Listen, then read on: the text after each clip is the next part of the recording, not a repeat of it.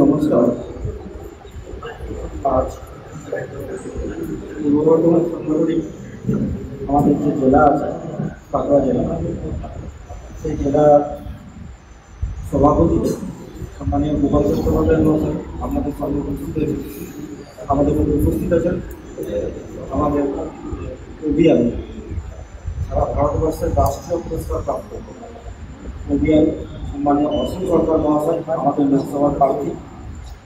আমার ডান পাশে উপস্থিত আছেন আমাদের এক্স জেলা সভাপতি সম্মানীয় রাজীব ভৌমিক মহাশয়।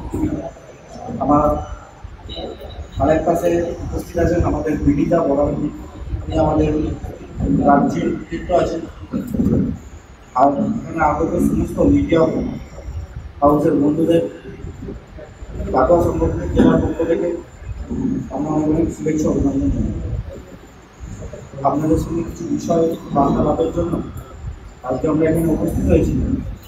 প্রত্যেককে আমি পুনরায় অনেক অনেক অভিনন্দন জানাই এবং আমি আমার আজকের যে বৈঠক যে বিষয় আছে আপনাদের প্রেস, সেটা মাননীয় জেলা সভাপতিকে আমি অনুরোধ করবো সেই বিষয়টি রাখার জন্য।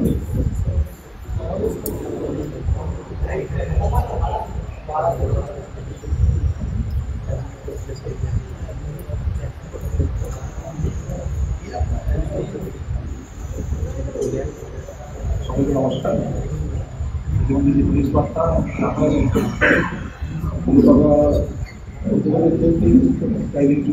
চলছে বর্ধমান পূর্ব লোকসভা হবে প্রার্থী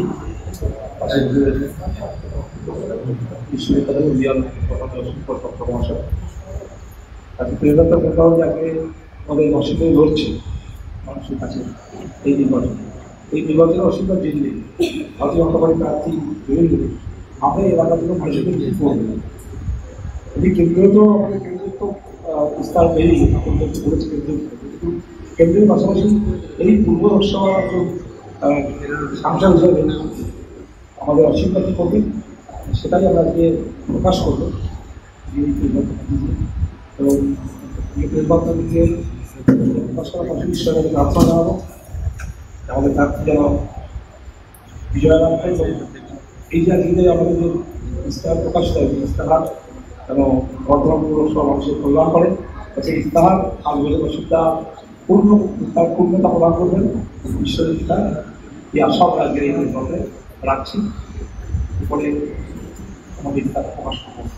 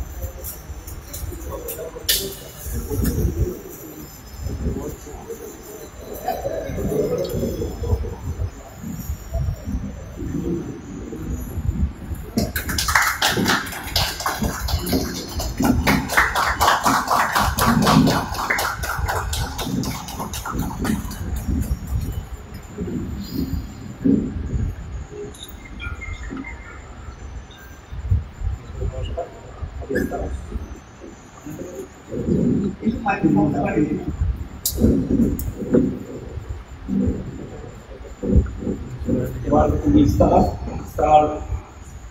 পুরো সমাজে আমাদের প্রিয় প্রার্থী পদপ্রার্থী বর্ধমান লোকসভা বিশ্ববিদ্যালয় কবিয়ার অসীম সরকার।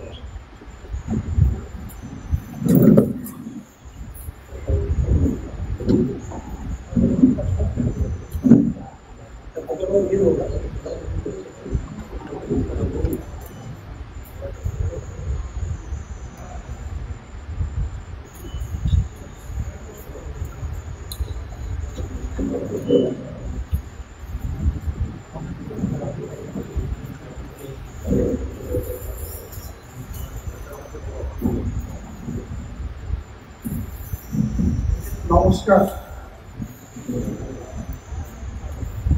আমরা ভারতীয় জনতা পার্টি পূর্ব বর্ধমান পার্টি এসসি লোকসভা কেন্দ্র, আমরা জনগণের আশীর্বাদে বিজয়ী হলে কি করব তারই একটা আগাম বার্তা আমরা মানুষের কাছে পৌঁছে দিতে চাইছি। তার সংক্ষিপ্ত সূচি যেটা, আর প্রথম আমি প্রার্থীর কিছু কথা। আমার প্রিয় ভাই ও বোনেরা, আমরা আজ এক ঐতিহাসিক ঘটনার তার প্রান্তে দাঁড়িয়ে আছি, কারণ ভারতীয় জনতা পার্টি 400টিরও বেশি লোকসভা সংসদ নিয়ে এই সরকার গঠনের লক্ষ্যে এগিয়ে চলেছে। আমি পার্টি নেতৃত্বের কাছে চিরকৃতজ্ঞ, যারা আমাদের মহান দেশের জন্য দলটির বিশাল পরিকল্পনায় নিজের অবদান রাখার সুযোগ করে দিয়েছে। বর্ধমান পূর্ব লোকসভা কেন্দ্রের প্রার্থী হিসেবে আমি মনে করি যে আমাদের মহান নেতা এবং মাননীয় প্রধানমন্ত্রী শ্রী নরেন্দ্র মোদী একটি নতুন ভারতের ভিশনকে বাস্তবায়িত করার লক্ষ্যে আমার লোকসভা কেন্দ্র বর্ধমান পূর্বের সকল স্তরের মানুষকে সেবা করার জন্য যথাসাধ্য চেষ্টা করা আমার অবশ্য পালনীয় দায়িত্ব। আমাদের লক্ষ্য হলো এই মহান দেশের প্রতিটি স্তরে মানুষের কাছে আমাদের মহান নেতা শ্রী নরেন্দ্র মোদী এবং ভারতীয় জনতা পার্টির দ্বারা পরিকল্পিত সমস্ত নীতি ও প্রকল্পের সুবিধা পৌঁছে দেওয়া। আমাদের নেতার প্রতি এবং দেশের প্রতি আমাদের দলের যে দৃষ্টিভঙ্গি রয়েছে, তাকে নির্বাচনী ক্ষেত্রে জনগণ যেভাবে তাদের অটুট ভালোবাসা ও সমর্থন দেখিয়েছে, তাই অনুপ্রেরণার কারণ সুযোগ পেলেই আমার সাধ্যমতো জনগণের সেবা করাই আমার একান্ত ইচ্ছা। একসাথে আমরা সকলে একটি উজ্জ্বল ভবিষ্যৎ তৈরি করব বলে প্রতিজ্ঞাবদ্ধ। নমস্কার, বন্দে মাতরম। ধন্যবাদ অসীম সরকার, প্রার্থী বর্ধমান পূর্ব লোকসভা। এবার আমরা কি কি করতে চাইছি তার সংক্ষিপ্ত সূচি। পানীয় জলের সমস্যা রয়েছে প্রচুর, সেই পানীয় জলের সমস্যার সমাধান করা। শিল্প কিছুই নূতন করে হয়নি। আমরা এখানে কেন্দ্রীয় সরকারের সাথে আলোচনা করি বর্ধমান পূর্বে যথাসাধ্য নূতন আমরা শিল্প প্রতিষ্ঠা করি। বিশেষ করে ব্যাপক দুর্নীতি এখানে চলছে, বাড়ি খাদান থেকে আরম্ভ করে আরো বিভিন্ন যে দুর্নীতি হচ্ছে, আমরা দুর্নীতি মুক্ত পূর্ব বর্ধমান আমরা তৈরি করব। একটা সোনার বাংলার সঙ্গে আমার সোনার পূর্ব বর্ধমানও তৈরি হবে আমাদের দ্বারা, এটাই আমরা প্রতিজ্ঞাবদ্ধ। গুন্ডামি এবং মাফিয়া এখানে রেস্টার মস্তান পুলিশই থাকে। পুলিশ প্রশাসন অতি স্বচ্ছভাবে তারা প্রশাসন চালাবে, সেখানে কারো গুন্ডামি মাফিয়ারাজ নেতাগিরি চলবে না। যে যে আমাকে পায়ে তেল দিয়ে চলে, তাকে সে অন্যায় করলেও সেই অন্যায় থেকে সে ক্ষমা পেয়ে যাবে।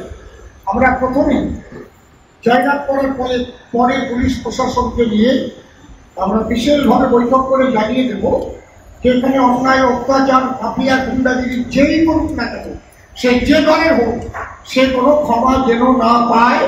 আমরা পূর্ব বর্ধমানকে সোনার পূর্ব বর্ধমান এবং একদম খাঁটি প্রশাসন, যেটাকে বলে স্বচ্ছ প্রশাসন, সেই প্রশাসনিক দায়িত্ব আপনাদের পালন করতে হবে। তাদের আমরা ফ্রি হ্যান্ড করে দেব, যাতে পূর্ব বর্ধমানের মানুষ, মা বোনেরা, ভাই বাবা সবাই একটা আনন্দে পথ চলতে পারে এবং সঠিক তারা ন্যায় পায়। গঙ্গা নদীর দূষণ। এই গঙ্গা দূষণের জন্য আমাদের নমামি গঙ্গে যে প্রকল্প রয়েছে কেন্দ্রীয় সরকারের, তার জন্য কোটি কোটি টাকা আসে, কিন্তু সেই টাকা সঠিকভাবে রাজ্য সরকার ব্যয় করে না। যেহেতু আমাদের ভারতবর্ষ, আমাদের রাজ্যের হাতে অধিক ক্ষমতা রয়েছে, সেই হেতু আমরা ইচ্ছা থাকলে অনেক কাজ করতে পারি না, রাজ্যের থেকে আমরা সেই ছাড়পত্র পাই না। যেমন আমাদের কালনার যে সেতু রয়েছে, সেই সেতু শান্তিপুরের সঙ্গে কালনা, নদীয়ার সঙ্গে বর্ধমানের যে সেতু বন্ধন, এটা 17 সাল থেকে আরম্ভ হওয়ার কথা ছিল এবং 22 সালে এটা কমপ্লিট হওয়ার কথা ছিল। এর জন্যে 82 কোটি টাকার বেশি টাকা দিয়ে 47 একরেরও বেশি সম্পত্তি ক্রয় করে নেওয়া হয়েছে। আজ পর্যন্ত সে কাজটি আরম্ভই হলো না।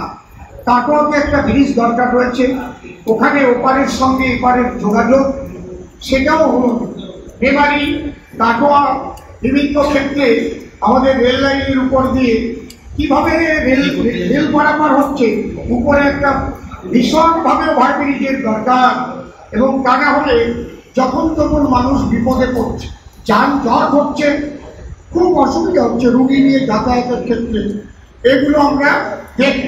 তারপরে রয়েছে এখানকার একটা তাঁত শিল্পের সমস্যা, আর যাদব সম্প্রদায়ের একটা সমস্যা আমার নামে এসেছে।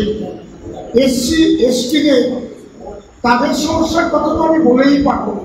তাদের শুধু ভিক্ষা দিয়েই রাখা হয়েছে, তাদের শুধু ভয়নাতি দিয়ে ঘুরিয়ে রাখা হয়েছে। মদের পাউচের দাম কমিয়ে আমার মাননীয় মুখ্যমন্ত্রী ভেবেছে ওদের মাতাল করে রেখে যদি ভোটটা কিনে নেওয়া যায়। আমরা তা করবো না। আমরা প্রাণ দিয়ে মানুষকে ভুলিয়ে ভোট দেব না। আমরা এসসি এসটিদের প্রকৃত পরিত্রাণ করবার জন্য কেন্দ্রীয় সরকারের যে যে প্রকল্প আছে, সমস্ত প্রকল্পগুলো এখানে সফলতার সঙ্গে আমরা সেই প্রকল্পগুলো করব এবং দেখিয়ে দেব যে কেন্দ্রীয় সরকার এসসি এসটিদের জন্য কত হাজার হাজার কোটি টাকা প্রতি বছর বাজেট করেন, কিন্তু রাজ্য সরকার সেই টাকা পেয়ে তারা অন্য খাতে ব্যয় করে দেয়, তাদের উন্নয়ন হয় না। যদি বলেন আপনি জানলেন কি করে? আমার মামা যখন এই তৃণমূলের মন্ত্রী ছিলেন, মাননীয় উপেন বিশ্বাস, যিনি সিবিআই ডিরেক্টর ছিলেন, একদিন রাইটার্সে গিয়ে আমি মামাকে বললাম, মামা এসসি এসটি উন্নয়নের টাকা তো প্রচুর আসে কেন্দ্র থেকে। আমাকে বললো, অসীম আমার কিছু করার নেই, কচ্ছপ চেনে তো? কচ্ছপ? মানে হ্যাঁ চিনি। একটা কচ্ছপকে যদি চিট করে রাখা হয় তাহলে সেই কচ্ছপ নড়াচড়া করতে পারে? বলে না, পারে না। বলে আমাকে চিট করে রাখা হয়েছে যে এসসি এসটি উন্নয়নের টাকাগুলো আসে, এই মাননীয় মুখ্যমন্ত্রী সেই টাকাগুলো অন্য খাতে নিয়ে সেই টাকাগুলো ব্যয় করে, আমাকে এগুলো করতে দেয় না। এই দলে আমি আর বেশি দিন থাকতে পারবো না। এটা মাননীয় উপেন বিশ্বাসের কথা, এবং মাননীয় উপেন বিশ্বাসের জন্যই কিন্তু আজ এই যে টেট কেলেঙ্কারি এবং চন্দন কেলেঙ্কারি, ওটা বারবারই হয়েছিল, উনি কিন্তু এটাকে প্রথম হ্রাস করেছিলেন। এই জন্য রাজনীতি থেকে তিনি নিজে সন্ন্যাস গ্রহণ করেছেন। আমরা আর কি করতে চাই? মোটামুটি করতে চাই, শুধু না করব। আমি আশা করেছি 1 বছরের মধ্যে অন্তত ব্রিজ দুটোকে আগে করব, তাতে যদি আমার প্রধানমন্ত্রীর, মাননীয় প্রধানমন্ত্রীর পা জড়িয়ে ধরে 2 ঘন্টা থাকতে হয়, তা আমি থাকবো। কথা দিয়ে এসেছি আমাকে ব্রিজ করে দিতেই হবে। আমাকে যেটুকু ভালোবাসেন, আমি একটা কথা বললে নিশ্চয়ই শুনবেন বলে এটা আমার ধারণা এবং বিশ্বাস। কারণ আমি 3 বছর যে এমএলএ হয়েছি আমি হরিণঘাটায়, আমার গায়ে কোনো কালির দাগ নেই। আমি কারো কাছে থেকে একটা পয়সাও খাই না, একটা পান পর্যন্ত আমি খাই না। এই জন্যে দিল্লি পর্যন্ত জানে যে অসীম সরকার যেটা বলে সেটা মানুষের সেবার জন্যই বলে, নিজের টাকা মারার জন্য টাকা নিতে চায় না। এইটুকু বিশ্বাস যদি বর্ধমানবাসী আমার উপর করে, তাহলে বর্ধমানের প্রভূত উন্নয়ন হবে, প্রভূত কল্যাণ হবে। এটা আমি স্বীকৃতি দিতে পারি, প্রতিজ্ঞাবদ্ধ হতে পারি। পরিকাঠামোর উন্নয়নের অভাব, পরিকাঠামোগত উন্নয়নের অভাব, সেগুলো আমরা দেখব। স্থানীয় সমস্যা সমাধানের জন্য পরিকাঠামোগত মানের দ্রুত উন্নতি করব। শিল্প সমৃদ্ধির উদ্যোগ মৎস্যজীবী সম্প্রদায়ের জন্য এখানে উন্নয়নের প্রয়োজন রয়েছে। কারণ আমাদের গঙ্গার সঙ্গে মৎস্যজীবীদের সঙ্গে একটা যোগাযোগ রয়েছে এবং বিভিন্ন জায়গায় আমাদের ঝিল রয়েছে। সেই সব জায়গায় আমরা লক্ষ্য করব প্রকৃতপক্ষে যে যে কাজ করে বেঁচে থাকে সকলের তরে সকলে আমরা প্রত্যেকে মোরা পরের তরে। আমরা কিন্তু একদম মুচি ব্যাপক থেকে একদম হাই কোয়ালিটি যাই বলি না কেন, হাই সোসাইটি যাই বলি না কেন, সে WBCS, IPS, ICS যাই হোক, সমস্ত মানুষের সঙ্গে একটা মেলবন্ধন এবং একে অপরের প্রতি যে একটা প্রেম প্রীতি ভালোবাসা এবং তার সম্মান দেওয়া, এইটা যদি না হয় তাহলে কিন্তু আমাদের উন্নয়ন হওয়া সম্ভব নয়। কাউকে ছোট বড় জ্ঞান করে, কাউকে কুণ্ঠাসা করে, কাউকে ভিক্ষা দিয়ে, কাউকে খয়রাতি দিয়ে মানুষের সর্বনাশ করা, শুধু মা মাটি মানুষের দোহাই দিয়ে এদিক মায়েদের ইজ্জত দেওয়া আর এদিক মাটির সর্বনাশ করে দেওয়া, মানুষের সর্বনাশ করা, আমরা ওগুলো করি না। আমাদের যেটা বিশ্বপ্রিয় প্রধানমন্ত্রী সবকা সাথ, সবকা বিকাশ, সবকা প্রয়াস, সবকা বিশ্বাস অর্জন করার জন্যই আমরা প্রতিজ্ঞাবদ্ধ। প্রশাসনের পুনর্গঠন এগুলো আমি বলেছি। মোটামুটি আমার জ্ঞানে যেটুকু এসছে এবং এখানে যেটুকু আমরা ইশতেহারে বের করেছি আমি তা বলার চেষ্টা করেছি। বাকিটুকু আমার জেলার সভাপতি, লোকপ্রিয় সভাপতি শ্রদ্ধেয় গোপাল চট্টোপাধ্যায় রয়েছেন, আমাদের কনভেনার রয়েছেন সুমন ঘোষ, আমাদের রাজীব বাবু রয়েছেন, রাজীব ভৌমিক, এটাও কিছু বলবেন, আপনারা শুনুন। জনগণ আমাকে দিয়ে যা করাবেন, আমি এমপি মানে এমন কিছু না আমি এমপি হয়ে গেলাম, পার্লামেন্ট মেম্বার হয়ে গেলাম, আমার খেয়াল রাখতে হবে আমি জনগণের চাকর। কিন্তু আমি জনগণের কাজ করবার জন্য কথা দিয়ে এখানে জনগণ আমাকে জয়লাভ করাবে। কিন্তু একটা ব্যাপার যেটা দেখা যায়, যে কেউ একটা পদে যখন সে বসে যায় জনগণের সঙ্গে সে বিচ্ছিন্ন হয়ে যায়। এই ব্যাপারটা আমাদের থাকবে না, আমি কথা দিতে পারি। আমার মোদীজি যেমন প্রত্যেকটা জায়গায় বলেন তোমরা বাড়িতে গিয়ে আমার প্রণামটা, আমার নমস্কারটা সবার চরণে পৌঁছে দিও। আমরা সেই আদর্শ নিয়ে চলতে ভালোবাসি। গতকাল তার কত থেকে আর একটা কথা আমি শিক্ষা পেলাম, ওরা আমাকে যত গালি দেবে আমি তত মানুষের সেবা করব। হরিবোল, জয় হরিচাঁদ, জয় গুরুচাঁদ, হরিবোল, হরিবোল।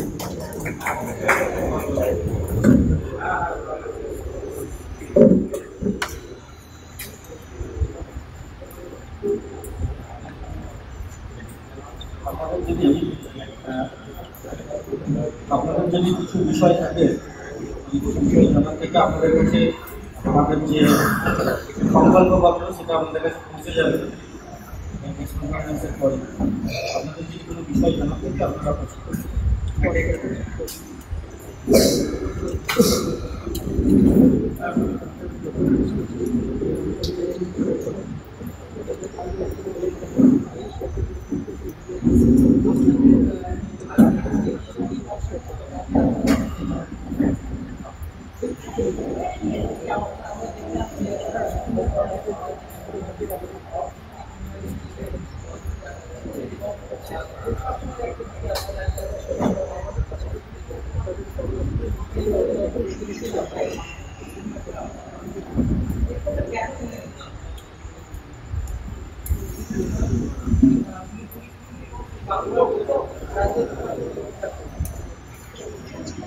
রাজ্যের প্রশাসন যদি ঠিক থাকতো তাহলে 54 দিন দেরি হতো না সাজা আনতে ধরবার করতো। সাজা আনতে গ্রেপ্তার করতে 54টা দিন চলে যেত। তাই রাজ্যের প্রশাসন যেটা পরিচালনা করেন মাননীয় পুলিশ মন্ত্রী মমতা বন্দ্যোপাধ্যায়, এই জায়গাটা তো সত্যিকারের প্রশাসনের যেটা কর্তব্য, প্রশাসন পারে না তা না। বাংলার পুলিশ তাকে যদি ফ্রি হ্যান্ড করে দেওয়া যায় তাহলে বাংলার পুলিশ সবকিছুই পাবে। এই জন্যে আমরা রাজনীতি মুক্ত প্রশাসন তৈরি করব।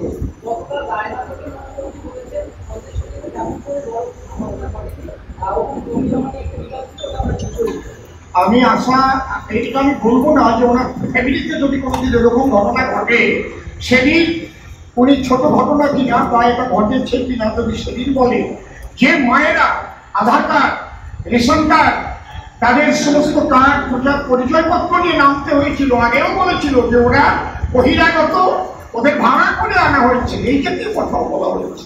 মায়েরা কখন ঝাঁটা দিয়ে লাঠি নিয়ে পথে নামে, এটা আপনারা একটু ভেবে দেখুন। সারা পৃথিবীর বাঙালিদের কাছে নয়, শুধু মানুষের কাছে বাংলার একটা লজ্জা সন্দেশ খালি। তাই সেখানে আজও মুখ্যমন্ত্রী এত মিথ্যা কথা মুখ্যমন্ত্রী বলতে পারেন। রাজনীতি করতে এসে এত মিথ্যা কথা বলতে হয় বলে আমি মনে করি না। সত্য কথা বলেও রাজনীতি করা যায়। ওনার উচিত ছিল যেদিন প্রথম দিনই ঝাঁটা লাঠি নিয়ে মায়েরা নেমেছে পথে, তার পরের দিন কেন উনি গেলেন না সেখানে গিয়ে যদি বলতেন, মা তোমরা কেন নেমেছো বলো তো দেখি, মা তোমাদের কি অসুবিধা হয়েছে আমি শুনি। আমি একটা নারী, বাংলার মুখ্যমন্ত্রী, আমি যদি তোমাদের ইজ্জত রক্ষা করতে না পারি তাহলে আমি নারী হয়ে আমার মুখ্যমন্ত্রী থেকে কি লাভ? তিনি আজ পর্যন্ত যেতে পারলেন না সন্দেশখালীতে, আর এখন বলছেন জমি নিয়ে গন্ডগোল হয়েছে, নারীর ইজ্জত লুণ্ঠন হয়নি। পিঠে বানাবার কথা বলে সন্দেশখালীতে নারীদের উপর অত্যাচার হয়নি, এই কথা পড়ে না। আমার ধিক্কার দেওয়া ছাড়া আপনাকে আর কোনো ভাষা আসে না।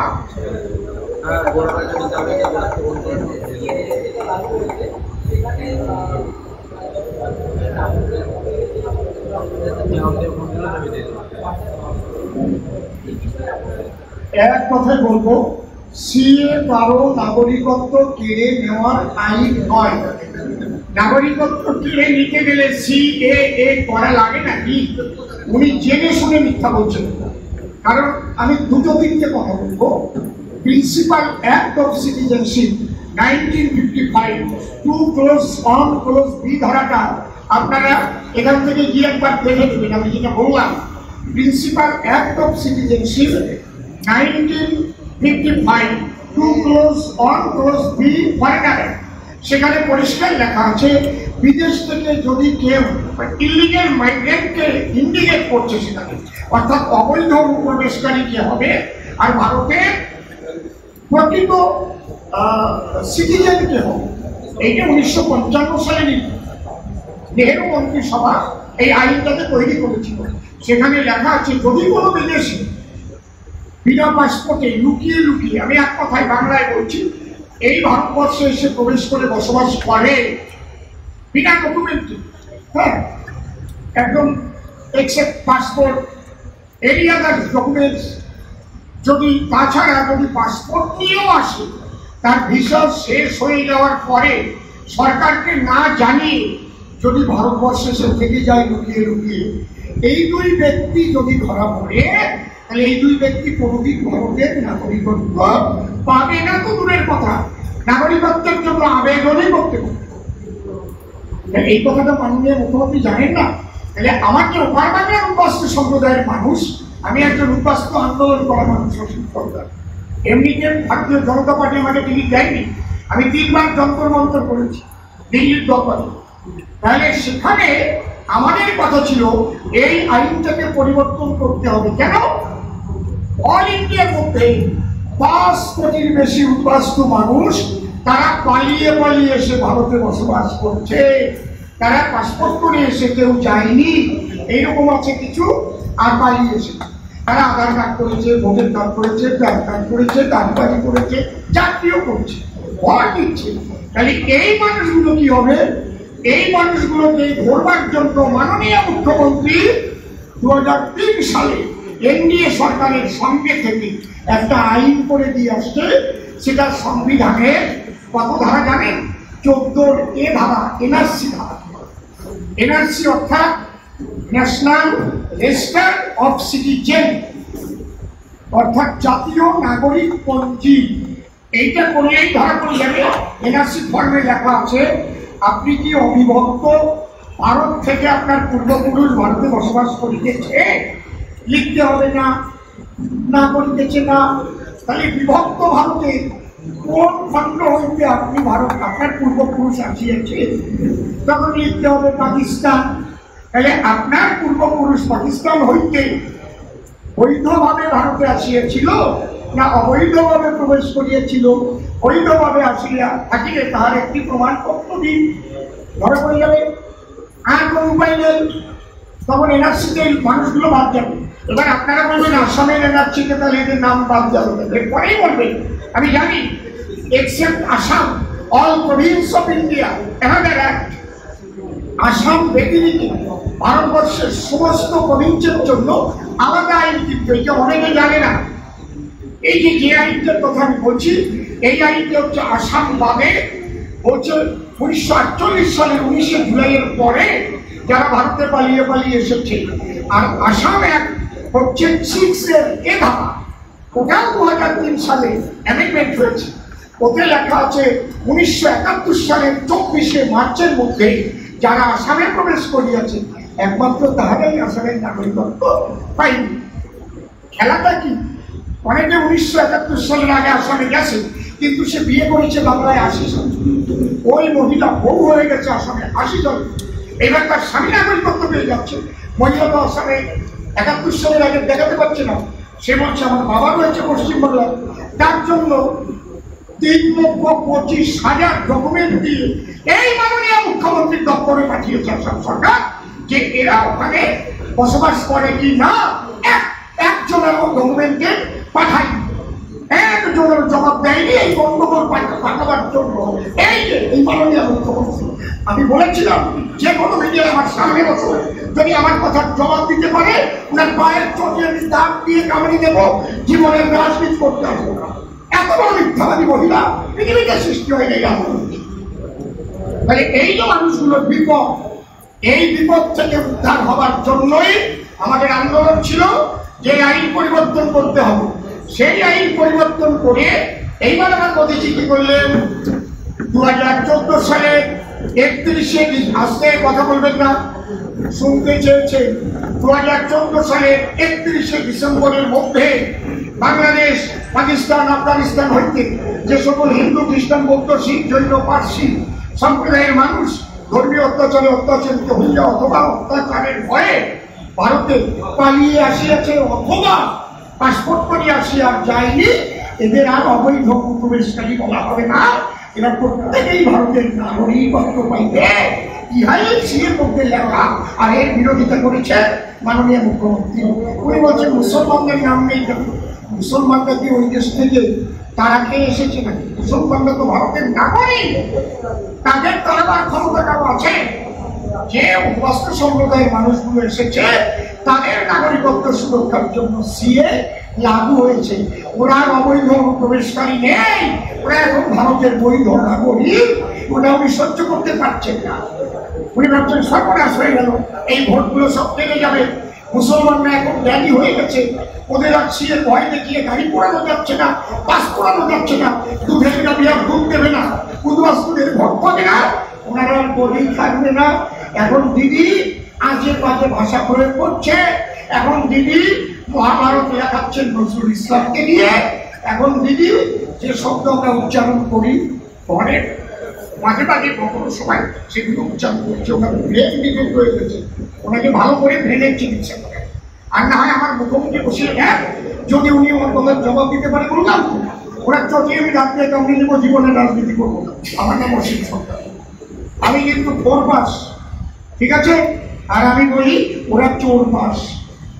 অসম্ভব একটা বিষয়, আপনি অনেক সমাবেশ সভা সাংবাদিক সম্মেলনে আপনি 3 বার বিধায়ক ছিলেন, 3 বার বিধায়ক ছিলেন, একবার বিধায়ক ছিলেন হরিণঘাটে। আপনি সেটা 12 বার আছি, আপনি 12 বারই বলছেন যে আপনি সেই জায়গাতে ভালো থাকলে শিক্ষকের দল ইলেকট্রন বোর্ড থেকে কোটি কোটি টাকা নিয়েছে কেন্দ্র এবং রাজ্য। এটা আপনাকে কি বলবেন? কোথায় কোথায় কি ইলেকট্রন বোর্ড একটা পার্টি চালাবার জন্য সমস্ত পার্টিকেই টাকা দিয়েছে, বিভিন্ন জায়গা থেকে, তৃণমূলকেও দিয়েছে, বিজেপিকেও দিয়েছে, নিয়েছে না দিয়েছে, তৃণমূলকে দেয়নি, রাজ্য কেন্দ্র একটা রাজনৈতিক দল, এটা চালাবার জন্য যদি কেউ টাকা দেয়, যদি অবৈধভাবে দেয় তার জন্য কোর্ট আছে, আইন আছে, আদালত আছে। অবৈধভাবে যদি কেউ কিছু করে থাকে আমি তার সাপোর্ট করি না, তার জন্য আদালতে বিচার হোক, আদালতে আমি সবসময় আইনকে মান্য করি। যদি সিএ নিয়ে বললেন, তাই সিএ বিরোধিতা করেই এখানে মেমারিতে সন্তোষ রায় 2014 সালের বিজেপি ক্যান্ডিডেট, তিনি রোজগার করেছেন বিজেপি ছেড়ে এখন রাত করছেন, কি বলবেন? ও সিএ কিছুই বোঝে না, ও সিএ কিছুই বোঝে না, বাচ্চাও না, সিএ সম্পর্কে একটু বাচ্চাও না। ওকে জিজ্ঞেস করুন না যে ভারত ভাগের পরে এই নাগরিকত্ব আইন কয়বার অ্যামেন্ডমেন্ট হয়েছে, সেই নাগরিকত্ব আইন অ্যামেন্ডমেন্ট হওয়ার পরে তাকে কি কি লেখা আছে, সিএটা কেন দরকার, ওকে জিজ্ঞেস করুন একদিন, তারপরে আমাকে বলুন। ও কিচ্ছু জানে না, হচ্ছে স্বার্থপর। এই যারা ভারতীয় জনতা পার্টি এতদিন করার পরে চোরের দলে চলে যায়, তাদের সম্পর্কে কথা বলার মতো আমার মানসিকতা নেই, বুঝতে পারছেন? কাকে খোঁজে মিষ্টা কথা, কঠিন খোঁজে মিষ্টি, যার তাতে হয় কৃষ্ণ পূজা, সেই দিকে তার দৃষ্টি। চাতকের মনে কখন দৃষ্টি, তিন পাখি সন্তুষ্ট দিয়ে যেভাবে যে রূপ দিয়েছে সেই সেভাবে তত্ত্ব দিয়েছে। এই জন্য সন্তোষ বাবুর বিষ্ঠায় নিষ্ঠা, তাই পদ্মে অসন্তোষ, তাই পদ্ম ফেলে জোড়া ফুলে দিয়েছে সন্তোষ। রাজ্যপালের বিরুদ্ধে শ্রীলতাহানির অভিযোগ আনা হচ্ছে, কি বলবেন? অভিযোগ মুখে মুখে আনলে হয় নাকি? অভিযোগ আনলে তো আদালতে যেতে হয়। ঠিক আছে, পুলিশ রিপোর্ট ঠিক আদালত বিচার করবে। যদি তেমন কিছু হয়ে থাকে, যদি তেমন কিছু হয়, তার জন্য আইন আদালত আছে, তার জবাব আমি দেবো কেন? আমি যদি বলি আপনি শ্লীলতাহানি করেছেন কোনো একটা মহিলা, তাহলে আদালত রয়েছে তো, তার জন্য এভিডেন্স লাগবে, এভিডেন্স পেলে বিচার হবে। এর জন্য এর বাইরে তো আর আমার কোনো কথা নেই। কিন্তু অভিযোগ করেছে এবং পুলিশ বলেছেন তদন্ত শুরু হবে। ভালো, তদন্ত শুরু, ভালো কথা তো। যখন অভিযোগ হবে তদন্ত হবে, তদন্তর আগে যেন আমি রক্ষা কবচ চাইতে না যাই, এটা হচ্ছে আমার কথা।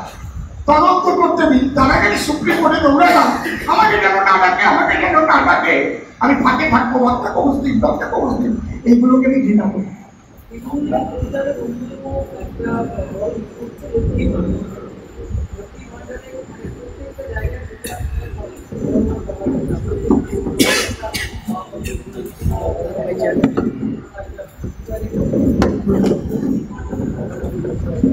লক্ষ্মীর ভান্ডারটাকে আমরা ক্যান্সেল করতে চাইছি কেন? লক্ষ্মীর ভান্ডারের মধ্যে বিরাট ত্রুটি রয়েছে। এখানে এসসি এবং জেনারেল লক্ষ্মীকে ওরা ভাগ করে ফেলেছে। তাই যারা নিম্নবর্ণের মানুষ তাদের লক্ষ্মী কি এসসি, আর যারা জেনারেল কাস্ট তাদের লক্ষ্মী কি জেনারেল কাস্টের লক্ষ্মী হয়? লক্ষ্মীর ভান্ডারই যদি হয়, তাই সেখানে এসসি জেনারেল তাদের জন্য এরকম হবে। এই জন্য আমরা অন্নপূর্ণা ভান্ডারের ব্যবস্থা করবো। হাড়ি, মুচি, ডোম, চন্ডাল, ব্রাহ্মণ, ক্ষত্রিয়, বৈশ্য, শূদ্র, হিন্দু, মুসলমান, খ্রিস্টান, বৌদ্ধ সমস্ত নারীদের আমরা ৩,০০০ করে টাকা অন্নপূর্ণা দেব।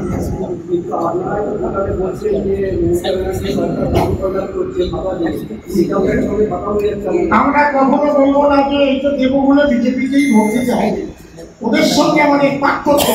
আমাদের প্রধানমন্ত্রী কখনই বলে না রেশন দিচ্ছি বলে বিজেপিকে ভোট দিতে হবে।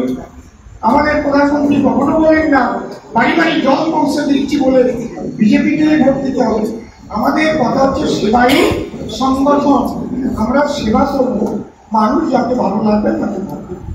আপনার স্যারে কালবাকাটোয়ার উন্নয়নের কথা বললেন, জামালপুরের উন্নয়নের কোনো জামালপুর একাধিক আমি বলেছি অল লোকসভার মধ্যে যেখানে যে অসুবিধাটা আছে, জামালপুর, রায়গঞ্জ, আমি নাম উচ্চারণ করি, পূর্ব বর্ধমান লোকসভা এসসি এসটিদের জামালপুর রায়গঞ্জে আমি ঘুরেছি, ভীষণ কষ্টে আছে এসসি জলের অভাব, আমি বলে গেছি।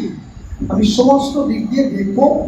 একটা মানুষ তো সব কিছু করতে পারে না 5 বছর, তার মধ্যে দিয়ে আমি যেহেতু মোদিজির প্রীতিভাজন যথেষ্ট আমাকে ভালোবাসেন, আশা করি আশাতীত কাজ করতে পারবো, এটা আমার বিশ্বাস।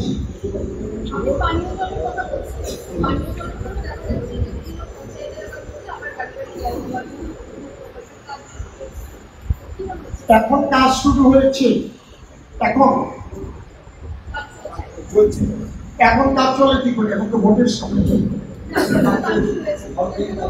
এইগুলোই তো ওদের কাজ। 21 সালের 5 দিনে কাজে একটা লক্ষ্মীর ভান্ডার বের করে, তো এতদিন কাজ শুরু হয়নি কেন? কোটি কোটি টাকা সরকার দিয়েছে, কেন্দ্রীয় সরকার, কত আগে বলুন তো? শুধু নল গেছে, জল নেই। একটা ছোট্ট বাচ্চা প্রস্রাবের মতো একটু জল করে পাচ্ছে। এগুলো মাননীয় মুখ্যমন্ত্রী দেখেন না যে তার দলের সমস্ত এই চামচাগুলো টাকা খেয়ে খেয়ে সর্বনাশ করে দিয়েছে? যে একটা বিড়ি 3 বার খেত, এখন সে স্করপিও গাড়ি চালাচ্ছে। আপনারা তো দেখতে পাচ্ছেন না এগুলো? কত বলবো বলুন? এখন পরিবর্তন দরকার। আমি চাইছি তাড়াতাড়ি করে পরিবর্তন হোক, মানুষের উন্নয়ন হোক। তৃণমূল দলটা পৌঁছে গেছে একদম। মাননীয় অভিষেক বন্দ্যোপাধ্যায় চেষ্টা করছিল যে একটা নতুন তৃণমূল করা যায় কিনা। উনি চেষ্টা করছিলেন যে ভালো করে ভালো মানুষদের বেছে নিন, কিন্তু উনি পচা মাল ছাড়া খুঁজে পাচ্ছেন না। এগুলো তাদের নিয়ে করবে। এগুলো নতুন জ্বর একটা এনেছিলেন না, এগুলো করার কিছু নেই। পচে গেছে, প্রত্যেকটা জায়গা পচে গেছে। এখন কিচ্ছু করতে পারবে না। এখন করার প্রচেষ্টা করা মানে অভিনয় করা। ভোট আসছে, তাই এটা আমরা করার করে দিচ্ছি। আর কি, তোমরা আমাকে ভোট দাও। ভোটের রাজনীতি ছাড়া তৃণমূল কিচ্ছু করে না। আর ভারতীয় জনতা পার্টি কোনো ভোটের রাজনীতি করে না, মানুষের সেবা করে।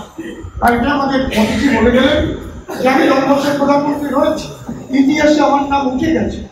আমি আর ভোটে না দাঁড়ালেই বা কি, আমি এখন তো বিশ্রামে নিতে পারতাম, কিন্তু আমি যে কথা দিয়ে বেঁচে থাকবো মানুষের সেবা নিয়েই থাকবো। আমাদের মূল কথা হচ্ছে সেবা নিয়ে সংগঠন। আমার 3টে প্রোগ্রাম রয়েছে, আমাকে মনে করেন আমি এবার কাজ দেবে আমার দল থেকে। বাংলার শস্য ভান্ডার, যেখানে হাজারো কিষাণ মান্ডি আছে, চাষিরা তাদের ধান ছাড়া কোনো ফসল বেচতে পারে না। চাষিদের উদ্দেশ্যে কি বার্তা দেবে? চাষিদের যা যা অসুবিধা আছে আমি যখন জয়লাভ করবো আপনাদের আশীর্বাদ নিয়ে আমি প্রত্যেকের সঙ্গেই মিটিং করব, এবং যা কার কার কি সুবিধা অসুবিধা আছে প্রথম আমার এই কাজটা করব।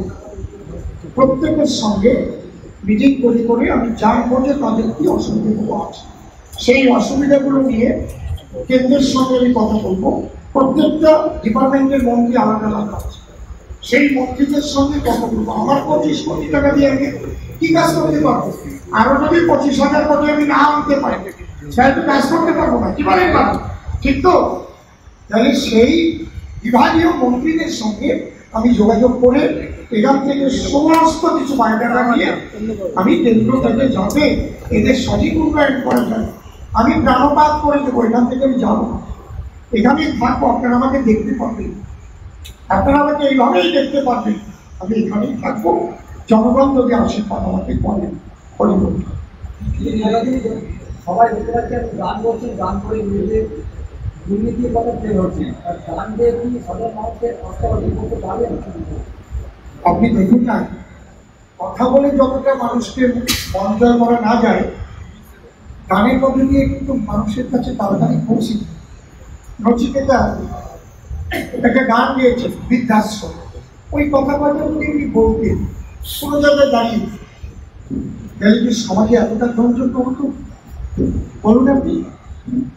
যখনই বৃদ্ধাশ্রম সেই কথা কয়টি সুর লয় তালের সঙ্গে সংমিশ্রণে সুন্দরভাবে পরিবেশন করলেন, এটা মানুষের মর্মস্পর্শী বলে না, মনটাকে ছুঁয়ে গেল। সবচাইতে লজ্জা আমাদের বৃদ্ধাশ্রম। যে মা বাবা আমাদের ছোট থেকে মানুষ করে, কোনো অবস্থাতেই সেই মা বাবাকে বৃদ্ধাশ্রমে পাঠানো উচিত নয় বলে আমি মনে করি।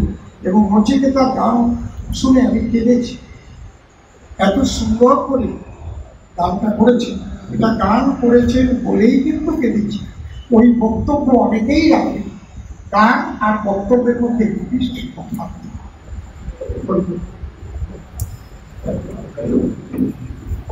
অনেকেই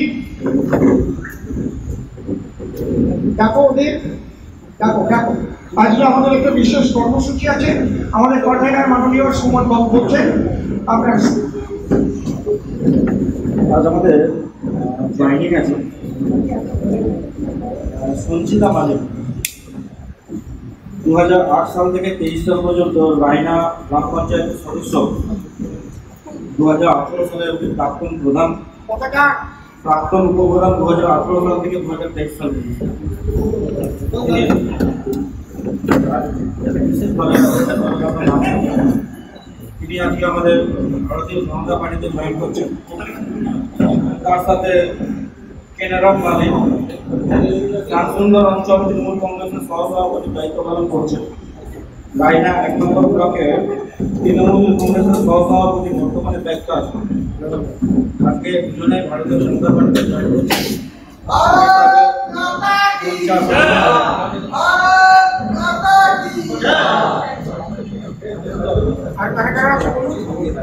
ওনাদের সাথে অসংখ্য কার্যকর্তা আছে, আমরা প্রতীকী হিসেবে তাদের জয়েন